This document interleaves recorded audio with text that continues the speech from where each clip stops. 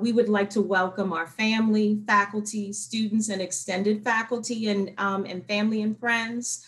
I'd like to personally thank you for joining us in our Spring 2021 Virtual Artist Lecture Series. We've had some amazing artists this semester and just really had some beautiful experiences during our Virtual Artist Lecture Series, students having an up close and personal conversations with visiting artists, and watching them talk about what they do in their studios and how it applies to everyday life. And they're able to ask the artists questions about what it is that they do to make themselves a success in the field of visual arts. Before we open it up to our illustrator and our artist, James Murphy Jr., we are going to have some opening remarks from our Dean, Dean M. Kennard. Is it Mark Kennard?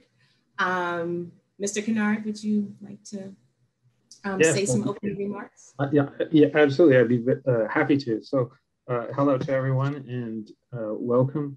I'm the brand new Dean of Humanities, Arts, and Social Sciences here at BCCC. I started on April 1st. And so I'm very excited to be part of the community.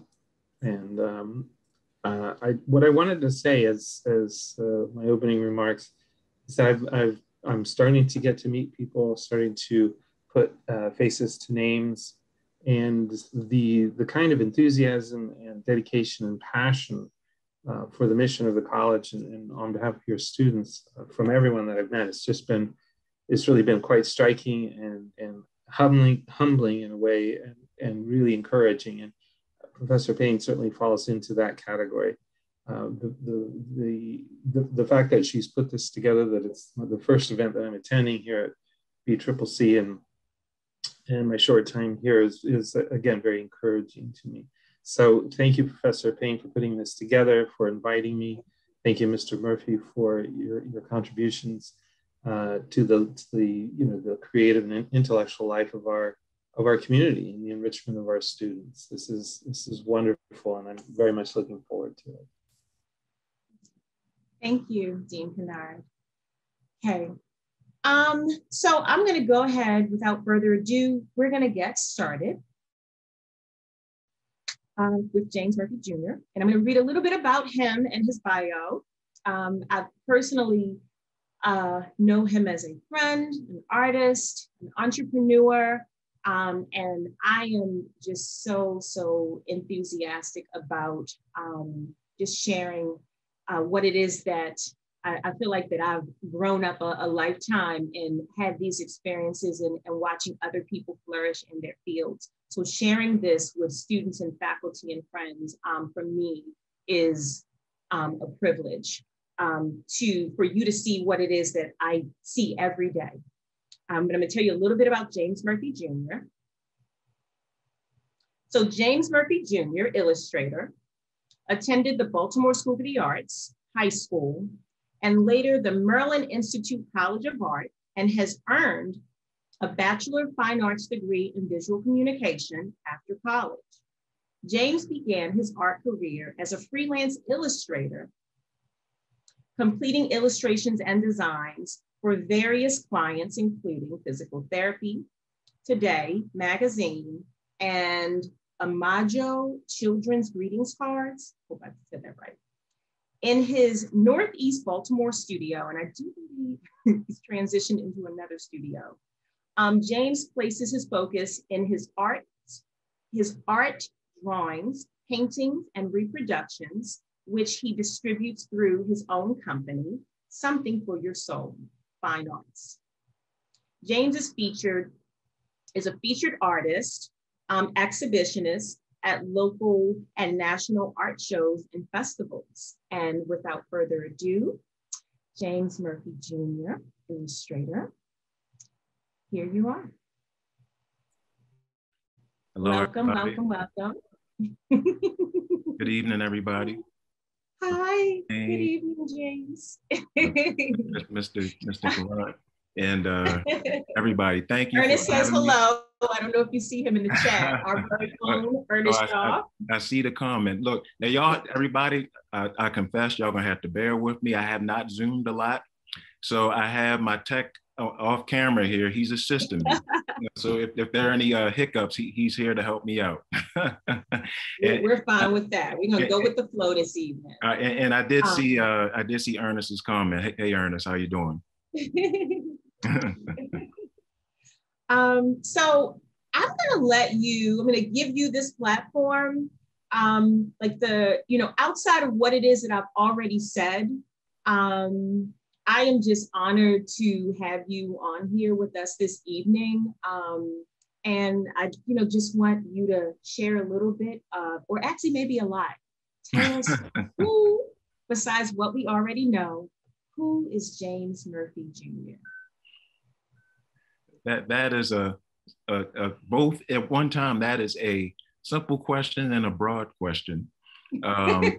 Part of my artist statement is I am a husband and a father, a man of faith as well as a man of color, and it is these various aspects of who I am that I draw from for my imagery and my artwork, and I try to communicate those things through the artwork that I do. So I have the floor now? Yes, you do. Okay. Just a second. I can talk, but I'm going to sit back and I'm going to look in the chat to see if some students have questions as we go further along. Okay, no problem. And for your students, they are welcome to field any questions that they have. And I just wanted to start off with talking about how my interest in art began. For as long as I can remember, I've always loved doing art, even from back in the day. Or I see my tech has added a slide. Back in the day when I was in my basement doing finger paints. I loved doing art in my childhood home basement. But it wasn't until I was in the 4th grade that I realized that art loved me back. And it was then that I just knew that art was what I wanted to do when I grew up. So 4th grade, that's when things really started to happen. I was almost pretty much the first person in line when it was time to go to art class. I know I was the last person in line when it was time to leave art class and it was done. My art teacher at the time, Judy Metelsky, she had an exclusive invite-only after-school art class that she invited me to participate in. Now, this class was so exclusive that it was only 2 students, me and my classmate, Willie Nelson. That she saw a gift in us, and she nurtured that. After school, we would have extra projects, extra art projects, different things to challenge our abilities. And I loved it because it was an opportunity for me to do more artwork. So this also was this Baltimore Public Schools, Baltimore City Public Schools? Yeah, yes, it was. It was at Walter P. Carter Elementary School. Okay, and then after that, working with Miss Metelsky, that springboarded me into a lot of other opportunities. Miss Metelsky introduced me to various weekend art programs. That some art classes took place at local high schools. I remember I participated in workshops at Baltimore City College. Even back then, they also had art workshops at local library branches as well. And I mean, I was loving it all. The more art that I could do, the better. There was even an opportunity that Ms. Metelsky had introduced me to. There was one summer that I worked at Summer Job Corps. And I think nowadays it's called Youth Works. My tech let me know. It's Youth Works. But back then it was called Summer Job Corps. Now, the cool thing about what I did that summer, usually kids did different odds and end jobs, but they set me up with a group where we painted, we did artwork. And every day for the summer, we did artwork. And even better, we got paid for it. I know that's I was so you started early. yeah. So I had a little bit of artistic entrepreneurship back there in middle school. Yeah. And the artwork that we did, it was distributed and displayed in various city buildings. But even back then, that was a great exposure for me. Soon after that, I was introduced to the Baltimore School for the Arts High School. Yay. And through their Twigs program. And where the great ones come from. Yeah, did we meet in Twigs? I'm trying to think. No, you may have met Ernest in Twigs, but not. Okay, perhaps, but still. So what Twigs is, everybody? Twigs is a after-school art program at the School for the Arts for middle school students with an interest in art. In my case, it was visual art, but with the School for the Arts, School for the Arts isn't just for visual arts, it's for music, dance, and theater. So Twigs covered all of those. But in my case, I was able to go to Twigs after school at the School for the Arts for artwork. And through that, the following year, I auditioned, submitted my artwork to the School for the Arts, and I was accepted. And I began my 9th grade year of high school at the School for the Arts. Now, my experience at the School for the Arts was very rewarding. And also, it was like a head start in my arts education, because what we were doing as art students at the Baltimore School for the Arts High School, it was a rigorous art program. I will say that, and Professor Payne can let you know, it was a rigorous program, so rigorous where normal school hours were, I think, from like 9 to 3 or something like that. But the School for the Arts, our days were 8:30 to 4:30. It was a long day, but it was worth it.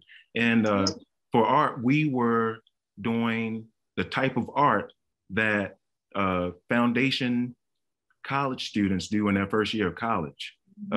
For instance, we were even working with nude models. In high school, normally you have to wait for college to even do that. So the School of Arts, in a lot of ways, gave me a great head start in pursuit of my art career.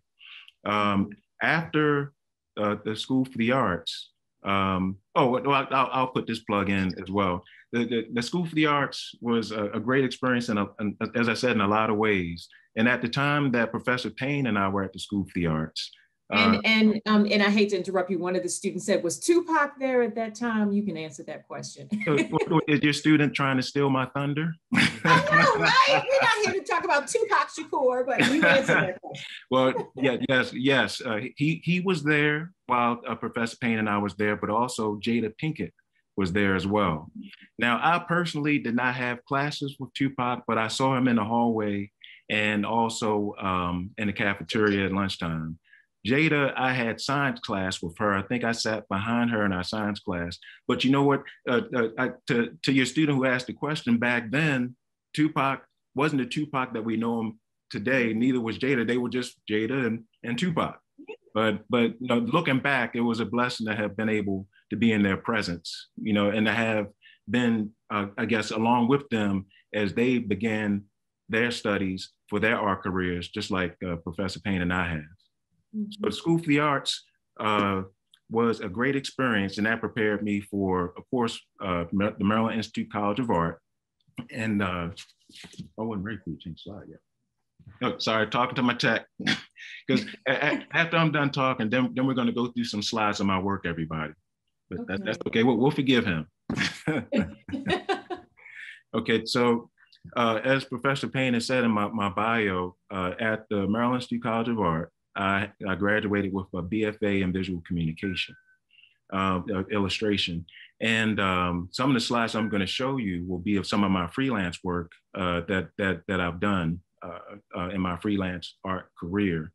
After I graduated from the Maryland Institute College of Art, that's when I began my freelance career. And I did illustrations for, actually, Professor Payne, it may have been a typo, but it was Umoja greeting cards.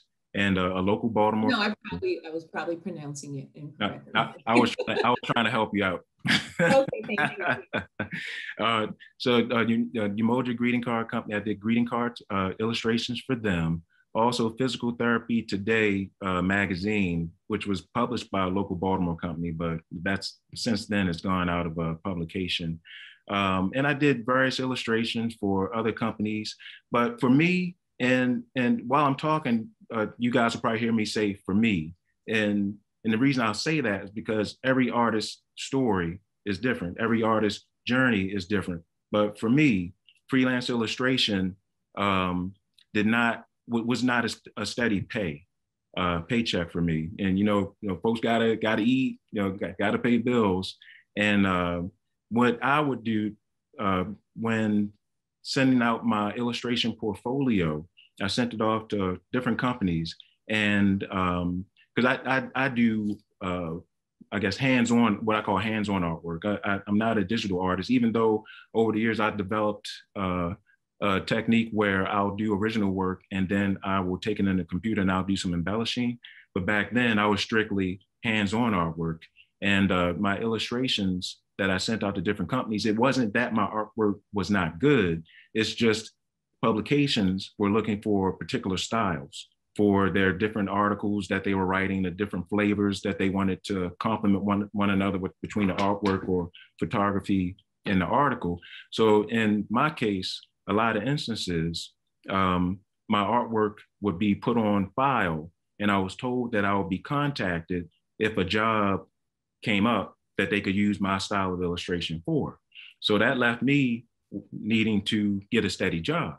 So I pounded the pavement, and I found a job at a bookstore, and I worked there for a couple of years. But then an opportunity opened for me to work for a local artist. And when I mention his name, some of you guys may have heard of him.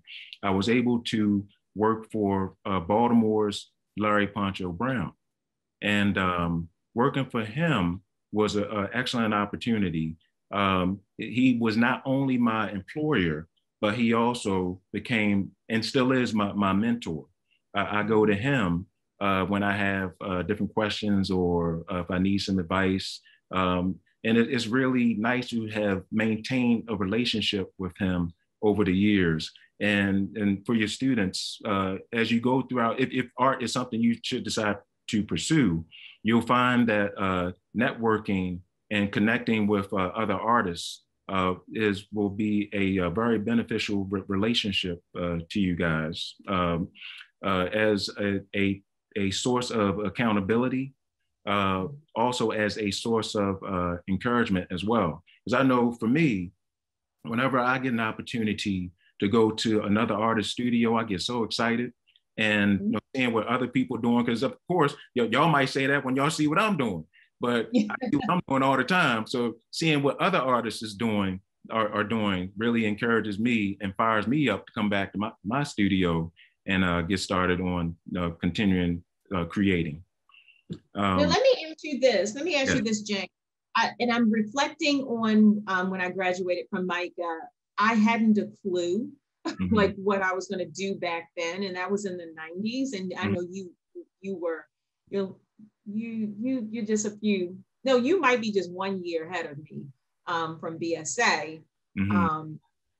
I felt like it took me a minute to get my bearings and figure out what I was going to do with a fine arts degree. How long did it take for you to get in the know of, graduating to kind of like processing how you were going to get a job?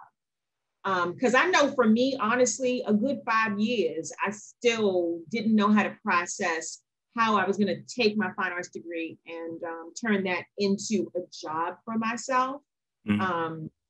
So how long what was that experience for you? Just a little more in detail as far as time-wise. Oh, okay. Well, kind of like you, I'll say it did not happen overnight. I graduated from Micah in '93. And as I said, now, I guess graduation was also a wake-up call for me as well. Because sometimes things work out, but sometimes they may not work out in the order that we anticipate. or in the order that we envision things working out. Like for instance, I have a BFA in illustration, so I just knew I was going to be illustrating and getting paid and, taking care of things. But again, I'll say for me, illustration did not yield a feasible income for me. So again, I had to get a regular day job. And that's not what I had envisioned when going to school to have an art career. As I said, in my case, I was able to work with Larry Poncho Brown, and not to keep saying his name, but he really was integral into getting me to where I am today. But working with him, and prior to working for him, I had sold my drawings and paintings at like local shows and festivals, and everybody's heard of Artscape. I've sold a few pieces at Artscape as well. But working with Poncho, it got to a point, I started working for him in 99, and it was in 2002 where it was one day we were in the office and we had just finished taking HTML classes. This was this was back when the internet back then wasn't what it is today. Everything was really basic. It wasn't a lot of hosts. It wasn't a lot of servers, but we took HTML classes so we could build his website. And it took us a week to finish his website. And when we finished, he asked me, "What are you waiting on?" And so I'm thinking, what do you mean? He said, "You've been working for me for, this amount of years. You do everything that I do in the office. You can do this." And I had never pictured, really, I'm still thinking, well, I'm going to get a freelance illustration job. I'm still waiting to hear back from, public publications and stuff like that. But he pushed me into doing the type of art that I do today, selling my original drawings, my original paintings, and also doing reproductions as well. What I try to do is I like to think that I try to have something in everybody's price range. If you can do an original, we got it for you. But if you like the image, can't do an original, then we have it available in prints. So I would say at that point, that's when I really got a concrete assurance in my mind and in my spirit that that's the type of direction I was supposed to go with my artwork. So let's go into some of your images, and then we can kind of like talk as we go along in between, with some of the other things that you want to share so they can really see. Okay, sure. Okay, now these images that you're seeing right here, everybody, these are what you can see from the date, that's 1983. These are some old school artwork. And let me tell y'all getting exclusive with this because not a lot of eyes have seen these pieces. And so this was a piece from when I was in middle school. I think this was the year before I started Smooth the Arts, but this just a magic marker drawing. I think I may have did that from an old magazine called Heavy Metal, possibly.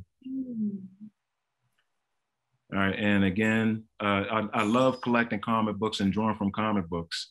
And drawing from comic books actually helped me to, work on proportion. So it was always something that I was gleaning from the different artwork that I was doing. Okay, now this was done. Thank you. This was done. Naheem says it's amazing. Thank you. Appreciate that. This is graphite pencil, and I think acrylic.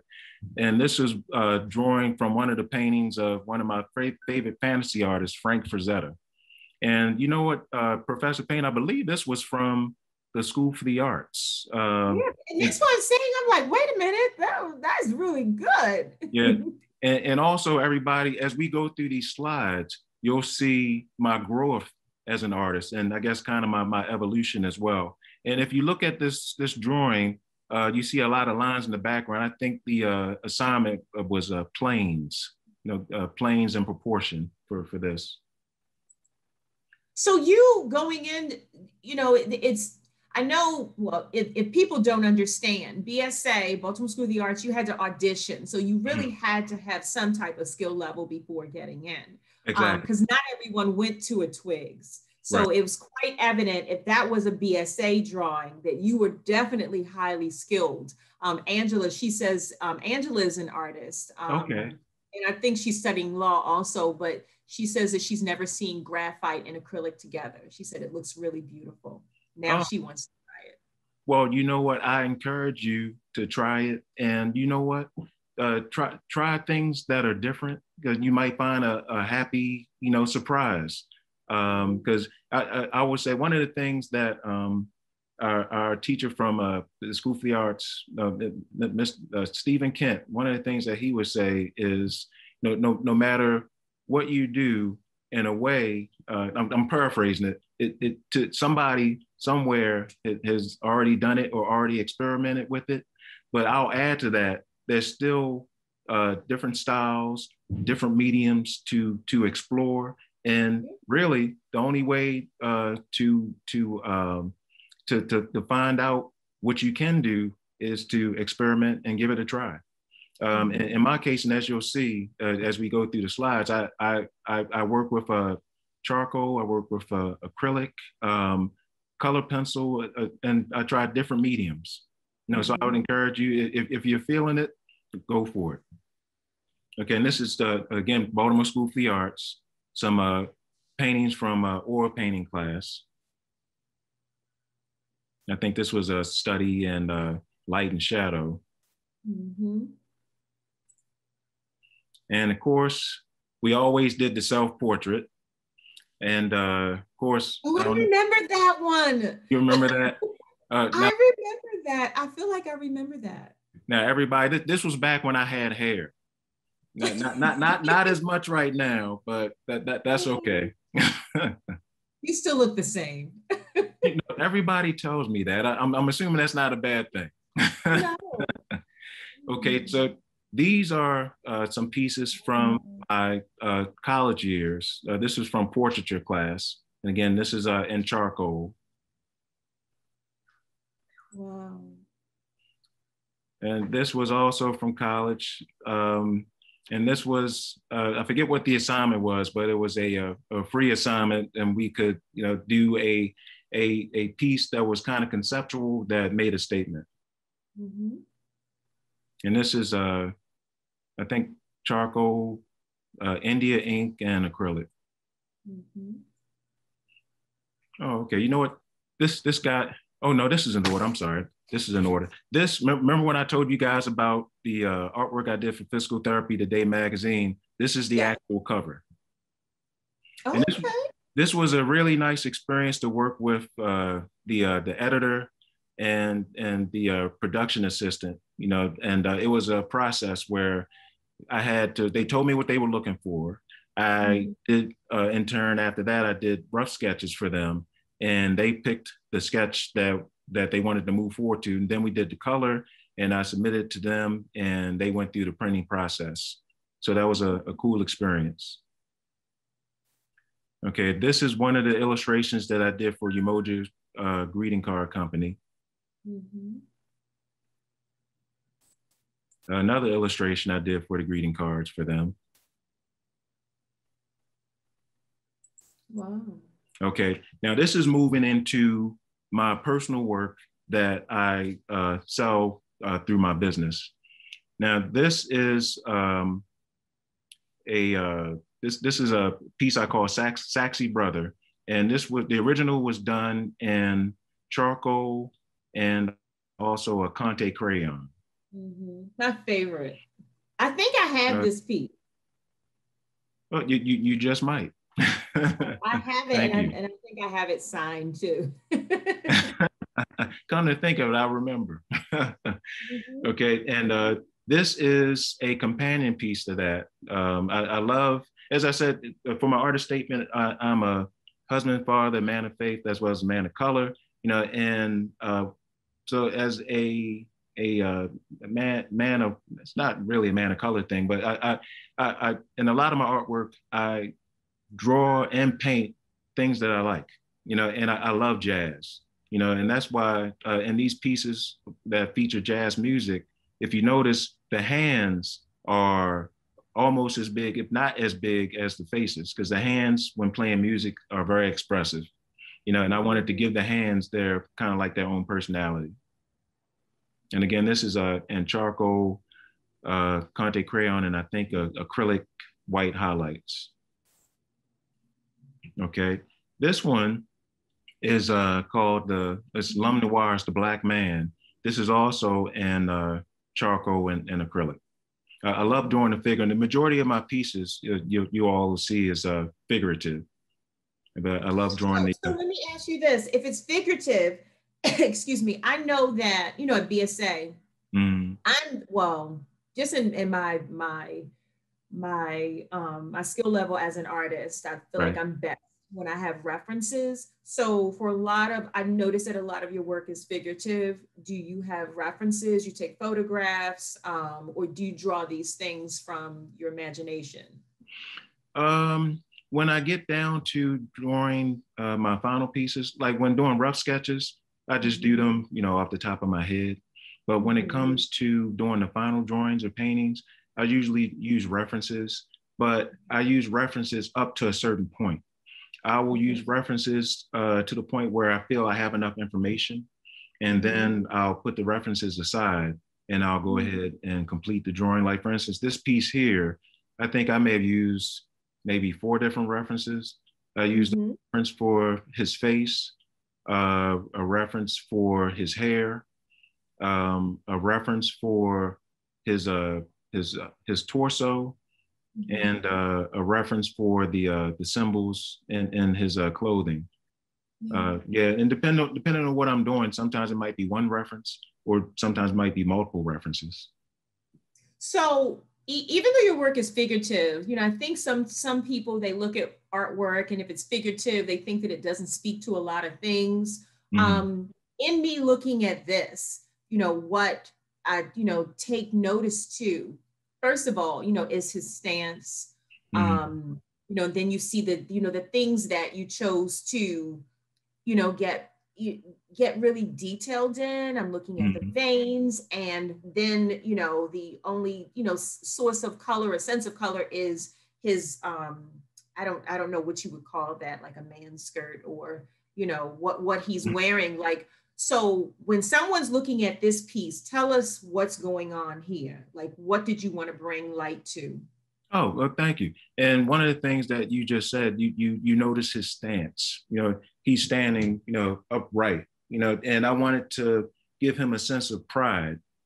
He's standing upright. His head is held high, but also the veins and the detail in his torso. I wanted to give the idea of strength, and also like his hair.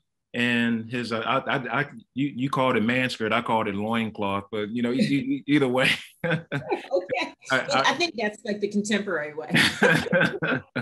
I wanted to give him classical elements. Like his hair is stylized, so is his clothing. And the reason I wanted to do that, I did not want to confine him to a certain time period. I wanted him to kind of, no matter what year it is, 2021, 1993, he would always, stand aside or be set apart. Okay. Yeah. So that this piece here, another piece available that I saw, this is called Strong Like Daddy. And this piece, the whole piece was done in graphite pencil. And with this was a style that I was developing. It's a style that I still use, where if you look closely, you notice a lot of hatching lines, and they're all vertical.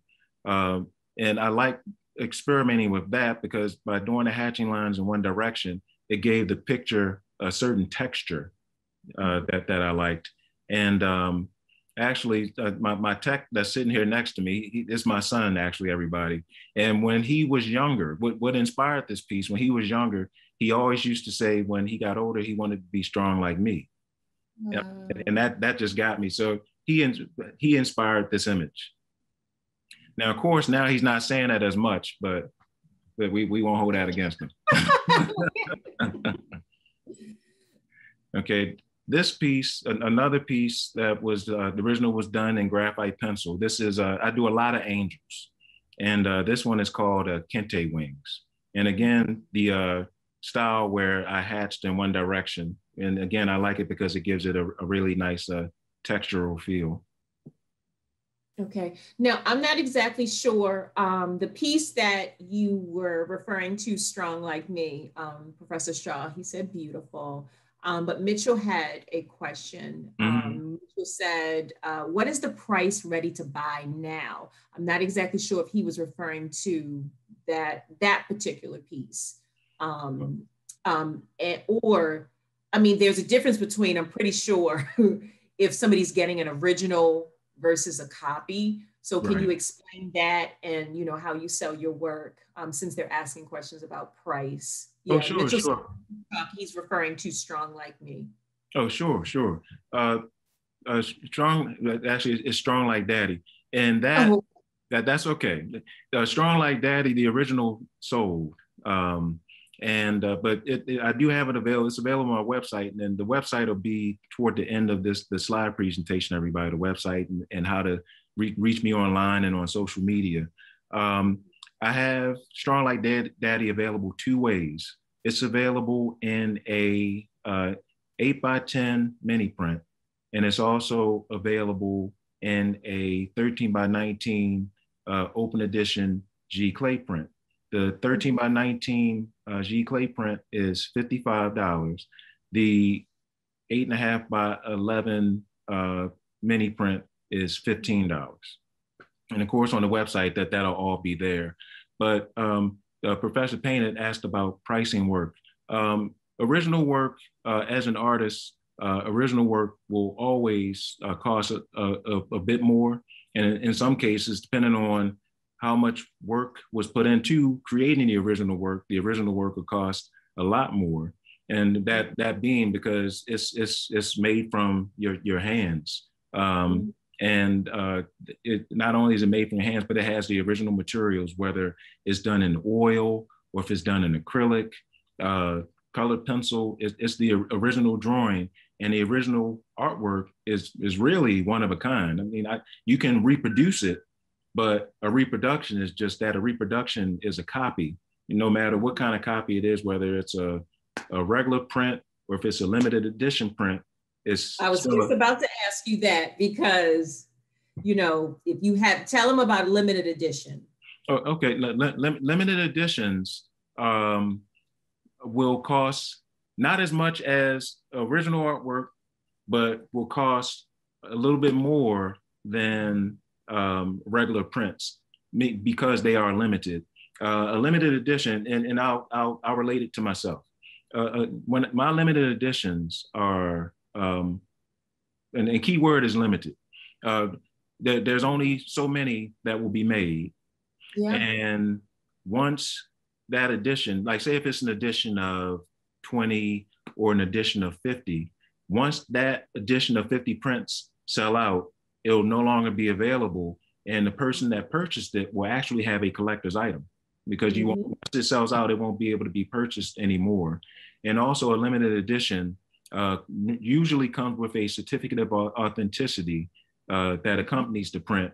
And that normally has the name of the print, the number of the print. Like I gave the example of an edition of 50. So say if somebody purchased from me 1 of 50 or 2 of 50, so on, your certificate of authenticity normally designates or records the number print that you have out of 50.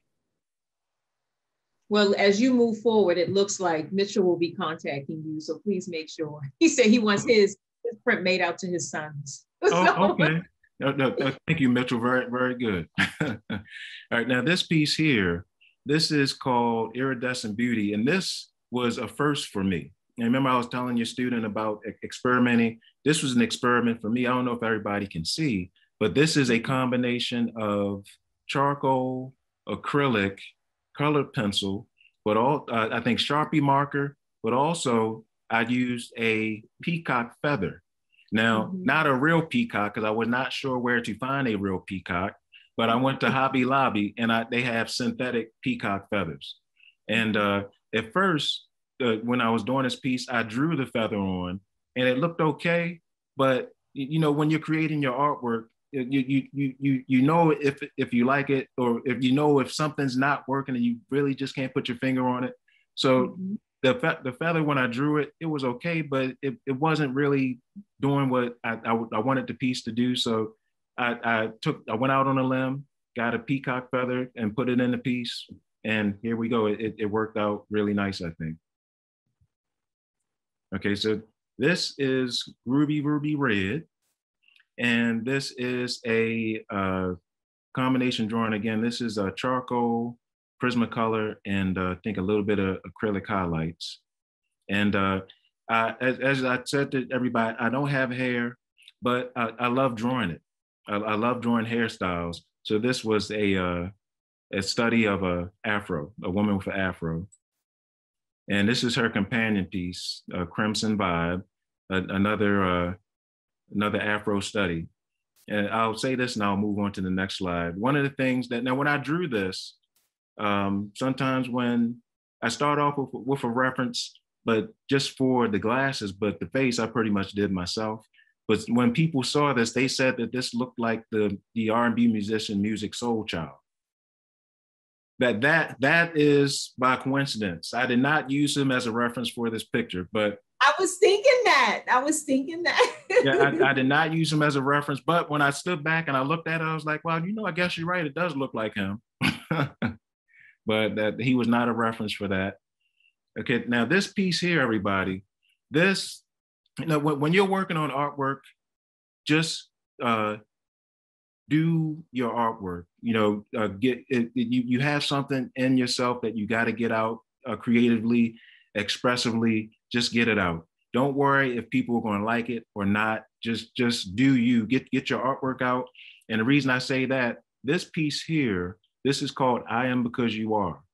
And up until this point, for me, this was an abstract piece when I did this. This piece, it was the original, sold, of course, but the original was done in graphite pencil. And it took me about 6 months to finish this. And the reason it took that long is because when I got to the part of the drawing where their face is connected, it gave me headaches trying to see what connect to what and what would, you know, relate to this. And the funny thing is, when I was working on it, I did not know that it was giving me headaches. You know, of course I had the day job, but I would work on my artwork in the evenings. And so after about a week's time, I'm sitting there thinking, why am I getting these headaches? And so one evening I'm working on this drawing and it hit me, this drawing is giving me headaches. So that was just a funny tidbit for that. But this was an experiment, and that up to this point, I never did anything like this. I wasn't sure how it was going to turn out. I wasn't sure if people were going to like it, but I knew I had to finish it. And so the year that I finished this, in '04, I believe, I displayed it at Artscape that year. And I kid you not, the original was not on the wall for an hour before a gentleman came up and wanted to purchase it. So I was pleased that, you know, somebody liked it that much that they wanted to buy it. But now when I look back at that, I wish I had charged more for it. But Dean Kennard said it reminds him of Escher. Oh, yeah. You know what? That's a good observation. That was an influence for this, the way Escher's, you know, figures and shapes overlap and intertwine. Yeah, so that was a very good observation. Mm-hmm. I see a lot of your work. I mean, I heard you in the beginning, and you talked about you being you're an artist, entrepreneur, but you're a father, you're a dad. I noticed that a lot of your work is related to Black men, and then also related to couples, because it's always, I feel like your pieces are always accompanied. It's always a male, and it's maybe possibly a female or a large number of them. So how much, influence, is it your family life? Is that like a big influence, on your work, I guess, that I'm asking? No, good question. And yes, it is. A lot of my images have men. And, the reason I do that is because, oftentimes, men get such a negative rap, and it's always nice to see men who are, positive. who are positive in their influence, positive in how they go about themselves. So yeah, that's why I have a lot of men in my pieces. And also, my marriage is another influence on my artwork as well. This year, as a matter of fact, my wife now will celebrate 27 years in September. So I draw ideas from the relationship that I share with her. Congratulations on that. Look, it ain't been easy, but listen. I'm trying to get year one. It's coming. It's coming. and also, some of my images have to deal with my faith as well. And this piece that's on the slide now, this is actually a piece that has a portion of the Serenity Prayer on it. God grant me serenity to accept the things I cannot change, courage to know the wisdom, know the difference, and the courage to change things that I can. This piece here is one of my most popular pieces, because you don't have to technically be religious to pray. But this is a piece that a lot of people relate to, because at some points we got to realize what's in our hands and what isn't. And I think I have, and this is her companion piece. He has another portion of the Serenity Prayer on his back. And the originals to these were done in graphite. And if you notice the hatching in one direction, again, giving a nice texture. Someone had asked me if these were etchings, but that was, I took that as a compliment. But no, they were original drawings. And I think I had mentioned earlier how I at one point sometimes take my original pieces, scan them in, and embellish them, on a computer. And this is one of the pieces that I did that with. I took it into the computer, embellished the color and shading, and then added the topography on the back. Mm-hmm. Yeah, that's beautiful. Oh, this is one of my favorites. Okay, now this is called Sister Rose. And this piece, now remember everybody, I can't grow hair, but I can draw it. And I just wanted to do a play off an Afro hairstyle. And so her hair is symbolic of the rose petal, and her gloves are symbolic of the stem of the flower. And so yeah, and this was done in graphite pencil and also in Prismacolor pencil as well. Nice. And now this piece here, this was done. This is another multimedia piece that did the original underdrawing in charcoal, but then went over with acrylic and also a Prismacolor pencil. Now, are these recent? This is your recent work? This isn't recent. This was I think around 2009, 2010. Okay. Cachet says it's beautiful. Oh, thank you. This piece here was the second piece I did after I'm Because You Are, the Escher style couple drawing each other. I like that, so I continued to make it a series. And in the series, I didn't say this before, all of the couples are intertwined with one another. And that symbolizes interdependency. They're dependent on each other, and they're interconnected to the point where they're so connected that if you erase one, you'll be erasing the other. So you can't have one without the other. And in this one, this is called Oneness. They are giving each other a hug, but also in a way, they are giving themselves a hug, because you have to love yourself and be able to love yourself before you can love somebody else. Wow. And this was a graphite drawing of a brother with locks.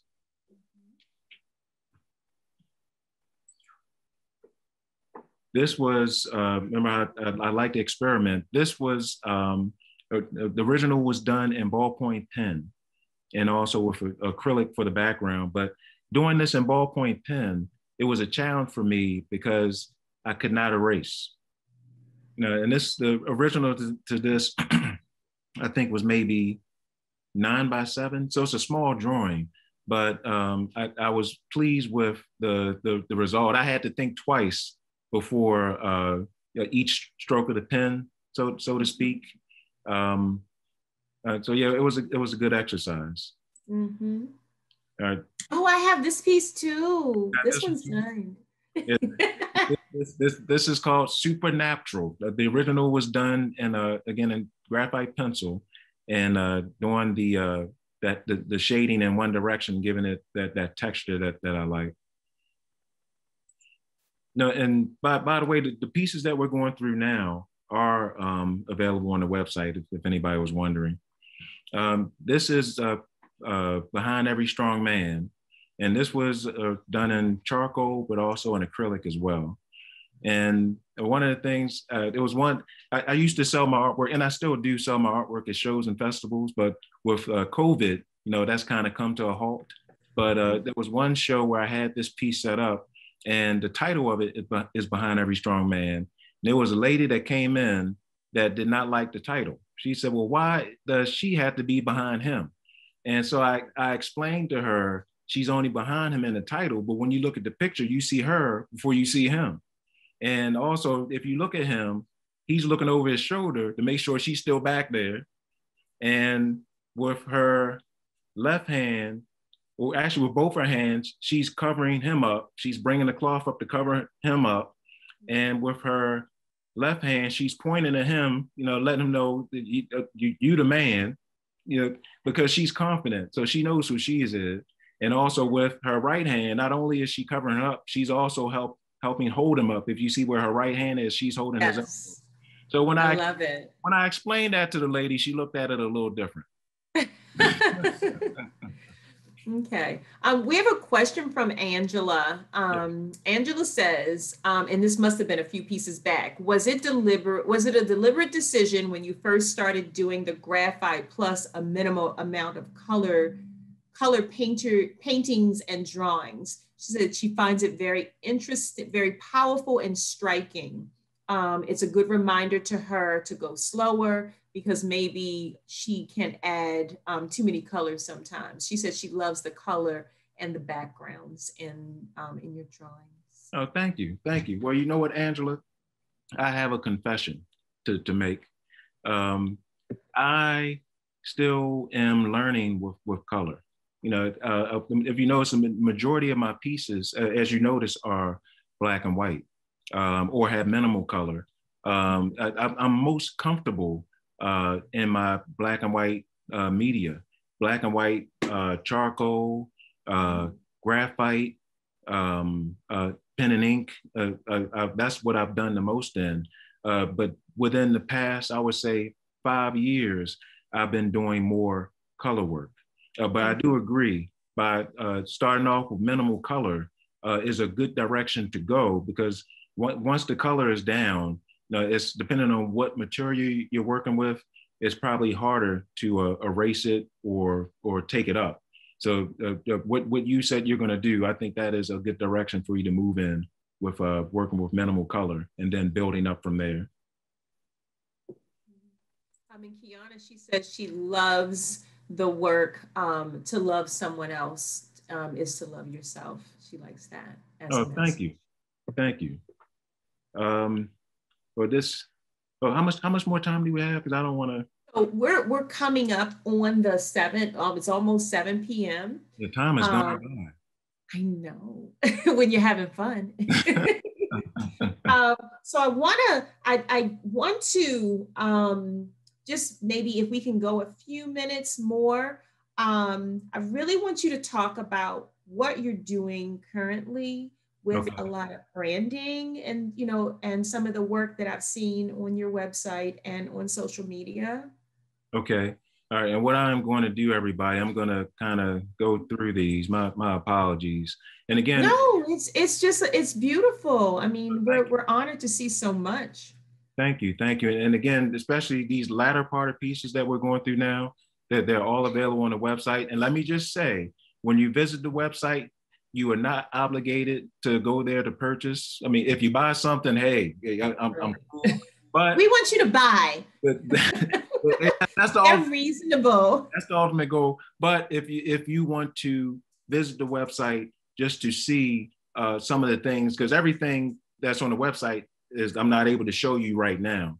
So even if you just want to go and peruse and take a look at, you know, other things that I'm doing, you're welcome to do that as well. But I'm sorry, my tech assistant was talking to me. Sorry about that, y'all.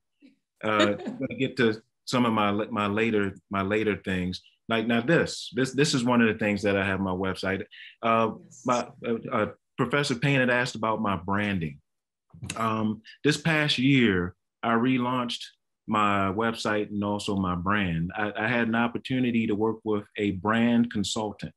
And look, I thought I was doing fine, but she pointed out a lot of different things where not necessarily that I wasn't doing good, but how I could enhance what I was already doing. So she worked with me to redesign my business logo. And I'm sorry, guys, I do not have an image of my old logo that I can show you guys, but she helped me to redesign the logo. And also with that, as far as designing the logo, we talked about color, because you know, I'm pretty sure you guys are aware, if not, different colors have different meanings. You know, so from like the branding, as far as designing your logo, your business card, consider what color represents the message that you want to make or share with your artwork to your potential customers or clients. Think about typography. What type of typography would complement what it is that you want to do with your artwork when you present it to your customers or clients. Also, what website? You know, what website? If you guys don't have a website, then that is something that you may want to consider. And as I said, when I first started doing websites back in 2002, a lot has changed since then. You have all kinds of websites, hosts that are available to you, even from paid websites to free websites. You don't have to necessarily come out of pocket a lot or at all to develop a basic website. And a website is just a tool for folks to be able to reach you, contact you, and see what it is that you're doing and what you have to offer. And I'll go through again. And with my relaunch last year, I started moving my artwork images onto additional items. So in addition to my artwork being on my prints, original artwork, drawings, and paintings, I now have my artwork available on pillows. I love those. Thank you. I also have my artwork on clothing now as well. I have hoodies, I have t-shirts. Now this was a friend of mine modeled for me. Sometimes models are hard to get, y'all, but we went down to a graffiti alley and also when trying to, I guess, display your artwork or art products, consider how you want to do that. You know, if it's clothing, you know, think of an environment that'll complement your product or your art, because especially if you're posting on social media, because just think when you scroll on social media, you're scrolling.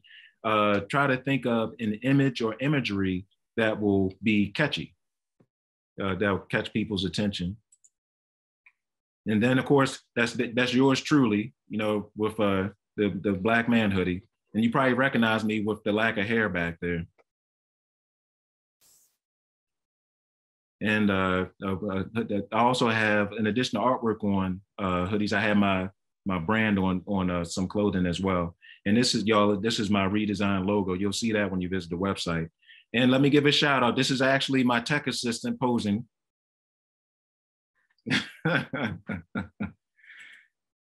And of course, that's me in my previous studio. My new studio just moved into a new home, y'all. My studio is in my basement. It's still in the process of being set up, but hopefully I'll have it set up soon, and I'll have a picture of that on the website as well. Congratulations. Thank you. And y'all, this is how y'all can reach me, somethingforyoursoul.com. That's my website. I'm on Instagram twice at something for your soul. Also on Instagram at James E. Murphy Jr. Also on Facebook, you can look up Something for Your Soul, and on Facebook you can look up The Art of James Murphy Jr. and Twitter at James E. Murphy Jr. Well, I need to come to you. We want to keep this screen up while we ask a few more questions before we log out. Okay. I was going to say, I probably need to come to you for some consulting. Like, I'm available. For branding my work. So let me see. Naeem has a question. Mm-hmm. Professor Shaw says, thank you so much. You're welcome.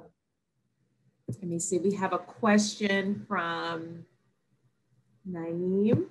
Let me see. Naeem says, hello. He wants to learn to draw and create comic books and other fantasy art. But so I guess he's asking, how did you learn to do that? How did you learn to draw fantasy art and comic books? Well, I mean, for me, it was just observation. I collected comic books. I bought a lot of comic books, and that helped me to hone my skills to a degree. As I said earlier, drawing from comic books helped me to work on proportion. Now, Naeem, I have a confession to make as well. Back in the day, I used to have a pad of tracing paper, and I would, as far as like getting some proportions right, I confess I traced at some points, you know, to as far as self-learning and self-discovery. But I would say for you, what you guys have today is something that I did not have in the past. You guys have something called YouTube, and you can find pretty much anything on YouTube. And I'm pretty sure that if you Google YouTube and look up how to do fantasy art or even comic book art tutorials, I'm pretty sure that you'll be able to find something that's very helpful. And the beauty about YouTube is it has a pause button and a rewind button. You know, so that's what I would suggest when you get the time. Google some things on YouTube, and that I'm pretty sure that'll lead you to some satisfying discovery. Yeah. Okay. So Lorraine Ricks, she has a question. She said that she has a lot of work and she wants to brand with little provisions. So it says, I have a lot of work I want to brand with little provisions financially to do it. What would you advise me to do? Well, I would say, as far as branding, I'm not sure where she is in that process, but there are, like, for instance, business cards. There is a company online called Vistaprint, VISTA print, PRINT, and they have templates that you can go in and you can add your name, your address, and stuff like that. They have postcards. They have different tools that you can use as far as developing your brand, and also giving you some materials to hand out. And Vistaprint is not that expensive either. And if you don't have a website, again, there are free websites that you can use, and oftentimes they have it where you can just drop and drag, meaning you can add your images. They have templates that you can add your images to. I think one free website is Wix, right? Is it Wix? Wix, Wix.com. They have free websites that you can build. And the great thing, again, website building nowadays has changed a lot from when I first started doing it. You can, a lot of the website builders that are available to you today are online. So you don't have to have any type of special software on your computer. You can just create an account, log on, and you can upload your images, follow the steps. What else? Oh, I mean, a lot of people are using, a lot of people, nowadays are using Instagram, they're doing videos. Mm-hmm. Facebook has, I do believe, I don't have a business page on Facebook, but Facebook has those things as well. Yep, I was going to say that as well. In my tech, he just said that as well. I was going to say social media. And social media is a very good outlet that will allow you to share your artwork and your items, but also to get feedback, but also it'll give you an opportunity to network as well. Yeah. So hopefully that answers her question. Well, I'm pretty sure. Well, at least I can reach out to you, or she can Google you and ask you questions on social media too. Because I encourage my students to do that. I think sometimes when we see other people, they're successful in their own right. Mm-hmm. We think that we can't, we're common people and they won't answer us. Well, I know when I had my humble beginnings in some of the work that I was doing as a freelance artist, I would call on other artists, and I still do the same thing. I call on, Professor Shaw, and other people. So I encourage, students to do that as well, because people do respond. It's like we're artists, and we're fluent in our fields, but we're people. And following on that, I concur. I mean, if anybody wants to reach out to me, shoot me an email, through or an instant message or direct message through one of my social media pages, and I will definitely get back to you. One of the things that when working with Pancho, and even now, like I said, he's my mentor, and I call on him if I need him. He's available when his schedule allows. One of the things that he said about being an artist, we as artists are a community, and it's a community. It's a community of give and take. So. And I really love working with him because he is not stingy to me with his knowledge or his resources. And so what he instilled in me is to be that way with other artists. Yes. What I've learned over the years, how I got to where I am, if I can share that experience with other artists, then I'm all for it. Oh, Mitchell just purchased a print from you. He must have went online as we were. Oh, he did? In the lecture. Yeah, he just said he purchased a print. Thanks, Mitch. And Ashanti said everything is beautiful. She said, how long did it take you? And we'll have this to be the last question. Okay. How long did it take you to master hands and fingers? Whew. And you know what? That is a good question, and I'll tell you why. I was at, again, sorry I keep saying Pancho's name, but I was at a show with him in Philadelphia. And we were set up at the October Gallery Show Festival to sell his artwork. So during the downtime, he took me around and introduced me to a lot of Black artists that were there. Wow. And that was such a cool experience. But listen, one of the artists that he introduced me to, his name, he was an illustrator. And unfortunately, he just passed away about 2 years ago, but his name was, and you can look him up, Cal Massey, CalMassey, Cal Massey, and he was just talking to me about illustration and drawing. And he asked me, he said, do you want to know how you can know if an artist is a good draftsman? I said, well, how you know that? He said, look at how they draw hands and feet. I said, oh, wow. He said, like, if you look at a drawing, if you see, or a painting, and you see the person has their hand behind their back or in their pocket, or if they're standing somewhere, their foot is behind a tree or standing in some grass, he was like, more than likely, they probably can't do hands and feet, which didn't make them a bad artist. He said, but if you want to get better at drawing the figure, don't run away from hands and feet. And so after that, I tackled hands and feet head on, and you can see a little bit of that in the jazz pieces that I showed. The hands and the detail and stuff like that. But it took practice. But and I can't really say, because you know what, as an artist, you'll hone your craft and you'll develop your skill. It'll always be evolving as you go along as an artist, and you'll always, get better at drawing hands and feet or whatever. But I'll say practice, practice, practice. That's right. Yeah. Okay. I told a story. I'm just going to ask Angela's last question. I said the last question would be the last question. No problem. But Angela, she wants to know, how does it feel to see your artwork on people in terms of clothing? Has anyone ever gotten a tattoo of your work? No, not to my knowledge. I don't believe I don't know of anybody getting a tattoo of my work, at least not yet. But to see my work on clothing that other people are wearing, it is a very gratifying feeling. And the reason I say that is it's shown me that, because the basis of my work, or the foundation of my work, are drawing and painting.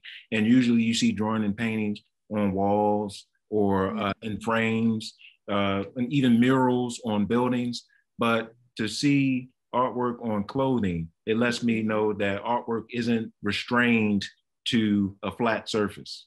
And also it's a little bit of a promotion too. I knew you were going to say that, because I was about to say free advertisement. Exactly. You're like, where you get that? Let me tell you. Yes. And he sells original works and prints as well. A walking billboard. Yes. Yeah, James, we are so delighted. I mean, I know I'm just always excited, to share just the people that I know, the people, that I've experienced in my lifetime. It's an honor that, I've watched so many amazing artists grow into entrepreneurs, and we may not speak that often, or talk, but it's, we're always kind of like keeping tabs on one another. And I've always, definitely been one of your biggest fans. So we are, and I'd say that, you've been a mentor to me, and an inspiration, because when I see your work and see what you're doing in a good way, it's like, I call it healthy competition. I'm like, hey, I need to step my game up. I need to do some things, So I thank you for, being, an inspiration to many. You've been doing this for quite a while, and been successful at it. And that's amazing in itself. We do have, before we close out, we have our interim dean Vance here. I'd like for him to make some closing remarks, if he'd like to. I think he's here. Vance, are you there, Dean Vance?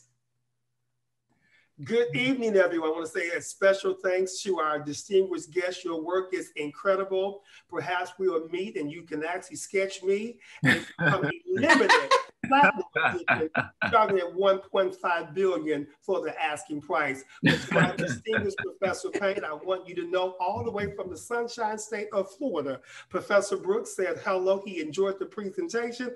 Continue doing what you do. And we know that art is the greatest expression of life. And we use art to live, to sing, to do what we do. So Professor Payne, thank you. And to our distinguished guests, thank you for sharing, and have a wonderful evening. Thank you, Dean. So much, Dean Vance. Yes, I cannot say enough. I just cannot say enough, that, of how grateful I am. I'd also like to thank all the students and the faculty and friends, that have joined in this evening. This is the last artist lecture of this semester, but we will for surely continue this into the fall. This has been an amazing season. And I just feel really blessed to, have people to join in and learn a few things about art, and the business and branding and, how we flourish and function. I feel like, a lot of people have always felt that you can't turn this into a career. I know growing up, my mom used to say, get a real job. And we have weathered the storms and continue passionate about what it is that we're doing and have been doing for quite some time and been successful. So thank you so much, for being such a blessing, to so many, James, with your work and just your beautiful spirit. So thank you. You are very welcome. And thank you guys for the invitation, and thank you for the opportunity. I really appreciate it. Thank you. Thank you all. Have a wonderful summer because we're about to go to break. Thank you, thank you, thank you. Take care, everybody. Okay.